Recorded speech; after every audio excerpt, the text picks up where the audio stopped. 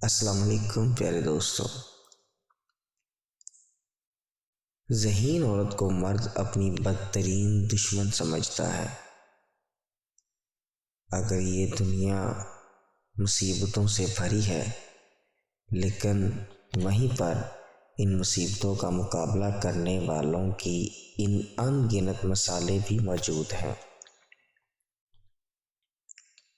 بطور انسان پیدا ہونا ہمارا اپنا انتخاب نہیں بلکہ قدرت کی عطا ہے، لیکن اپنے اندر انسانیت کو زندہ رکھنا ہمارا اپنا انتخاب ہے۔